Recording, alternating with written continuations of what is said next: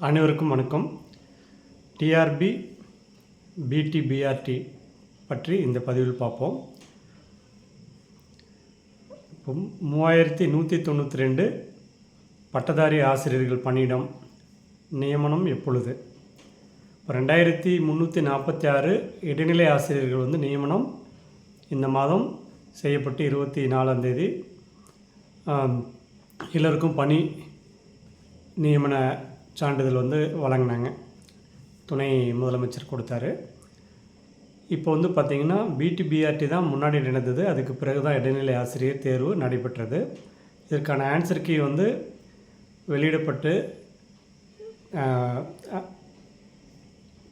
அதே மாதிரி வெரிஃபிகேஷன் எல்லாம் முடிஞ்சு வெயிட்டேஜ் மார்க் போட்டு 1:1.25 விகிதாசரப்படி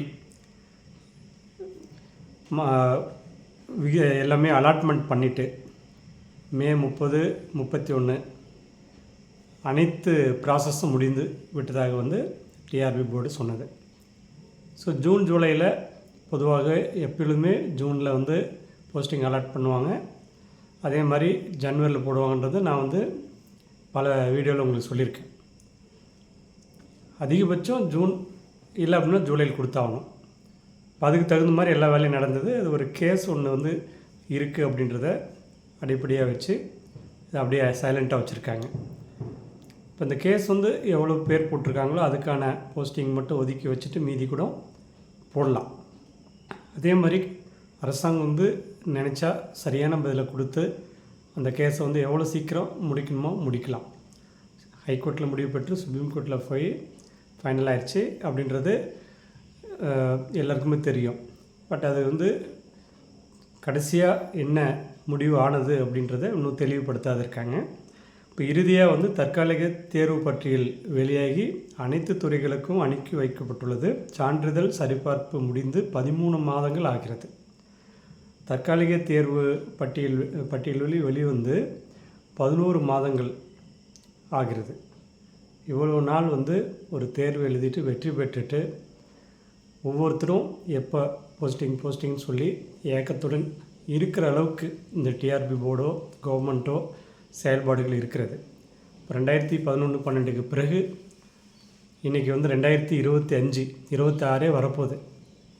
ஸோ 13-14 வருஷமாக பிஎட் படித்து டீச்சருக்காக கனவு இருக்கிறவங்களுக்கு கால்ஃபர் கொடுத்தோம். அது சரியான முறையில் போடலன்றப்போ எல்லோருக்குமே மன வேதனைகள் ரொம்ப கஷ்டங்களாக இருக்குது. ஏன்னா டிஆர்பி அப்படின்றது நாங்கள் 2001 நடத்திட்டுருக்கோம். 2001 to 2006 ஜெயலலிதா பீரியடில் டிஆர்பி வந்தது.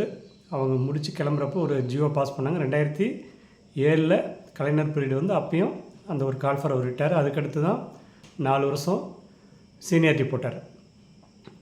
அதுக்கடுத்து மீண்டும் 2011 இவங்க ஆட்சிக்கு வந்தவுடனே 2011 யூஜிடிஆர்பியை சென்ட்ரல் கவர்மெண்ட் நார்ம்ஸ் படி எல்லா ஸ்டேட்லேயும் இம்ப்ளிமெண்ட் பண்ண வேண்டிய நிலையில் ஆசிரியர் தகுதி தேர்வு கொண்டாந்தாங்க. அப்போது ஆசிரியர் தகுதி தேர்வு கொண்டாடும்போது டெட் பேப்பர் 1 பேப்பர் 2ல் 17,000 சில்லறையும் அடுத்து 18,000 சில்லறையும் 35,000 குறைய 35,000 போஸ்டிங் 2011-12 போட்டாங்க. ஸோ அப்போது இது வரைக்கும் 14 வருஷமாக போஸ்டிங்கே போடாது இருக்கும் பொழுது ஒவ்வொரு வருஷமும் ரிட்டையர்ட் ஆகிறவங்களுடைய கணக்கு எடுத்து பார்த்தாவே நமக்கு ஆயிரக்கணக்கான போஸ்டிங் 10,000, 20,000 கணக்கு சாதாரணமாக இருக்கும். இவங்க கொடுத்துருக்கிறதே வேக்கண்ட் ரொம்ப கம்மி, 3192. அதே மாதிரி நம்ம கொரோனா பீரியடில் பார்த்திங்கன்னா 5 லட்சம் பேருக்கு மேலே கவர்மெண்ட் ஸ்கூலில் ப்ரைவேட் ஸ்கூலில் கவர்மெண்ட் ஸ்கூலில் ஸ்டூடெண்ட்ஸ் சேர்ந்தாங்கன்றதை நம்ம ஒவ்வொரு நியூஸ்லேயும் பார்த்துட்ருக்கோம். கவர்மெண்ட் அது பெருமையாக சொல்லிகிட்ருக்கு. ஸோ அப்படி இருக்கும்போது அவ்வளோ மாணவர்கள் இங்கே சேர்றப்போ வருஷம் இவ்வளோ மாணவர்கள் கவர்மெண்ட் இதில் சேர்றாங்கன்னு சொல்கிறப்ப ஆசிரியர்கள் எவ்வளோ பேர் ரிட்டையர்ட் ஆகிட்டுருக்காங்க. ஸோ தற்காலிக ஆசிரியர்களை வச்சுக்கிட்டு நடத்திட்டு இருந்தால் தகுதியான மாணவர்களை உருவாக்க முடியுமா? நல்ல ஆசிரியர்களை நியமித்து ஒரு நாட்டினுடைய வளர்ச்சியே கல்வியில் தான் இருக்குது. கல்வி மிக சிறந்த நிலையில் நம்ம கொண்டு போகும் மூலம்தான் நாட்டுடைய பொருளாதார வளர்ச்சி மிக சிறப்பாக இருக்கும். இன்று கல்வி அப்படின்ற நிலையில் கேள்விக்குறியாக இருக்குது. இப்போ பார்த்திங்க அப்படின்னா கவர்மெண்ட் ஸ்கூலில் வந்து நம்ம பசங்களை சேர்த்தனா சரியான ஆசிரியர்கள் இருந்து நல்ல பசங்களை வந்து மதிப்பெண் கொண்டு வரணும், நல்லது வரணும், ஒழுக்கத்தோடு வெளியே வரணும்னா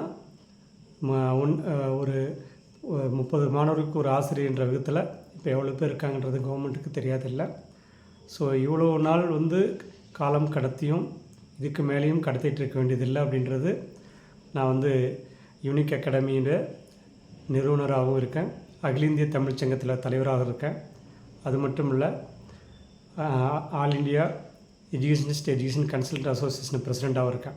அந்த முறையில் கவர்மெண்ட் நான் கோரிக்கை வைக்கிறேன், இந்த ரிசல்ட்டை வந்து எல்லாமே விட்டு ஃபைனல் வர வரைக்கும் பண்ணிவிட்டு போஸ்டிங் அலாட்மெண்ட் எப்படி இடைநிலை ஆசிரியர் கொடுத்தீங்களோ அதை வந்து இந்த மாதம் 31க்குள்ளேயே வெளியிட்டு, ஜூலைக்குள்ளேயே வெளியிட்டு, இன்னும் 2 நாள் தான் இருக்குது. அட்லீஸ்ட் ஆகஸ்ட்லேயாவது பணி நியமனம் பண்ணணும்னு சொல்லி என்னுடைய தாழ்மையான வேண்டுகோளை அரசாங்கத்துக்கும் நான் வைக்கிறேன். மாணவர்களுடைய நிலையை புரிஞ்சுக்கணும். ஏன்னா இவங்களாம் செலக்ட் ஆகாஇருந்தால் கூட ஏதோ ஒரு ப்ரைவேட் ஸ்கூலில் ஒர்க் பண்ணிவிட்டு ஏதோ ஒரு சம்பளத்தை வச்சு அவங்க குடும்பம் நடத்திட்டுருப்பாங்க. இந்த மாதிரி எக்ஸாம் எழுதி பாஸ் பண்ணிவிட்டு ப்ரைவேட் வேலையிலேருந்து வெளியே வந்த பிறகு வெளியில் போய் இவங்க ப்ரைவேட் வேலைக்கும் போக முடியாது.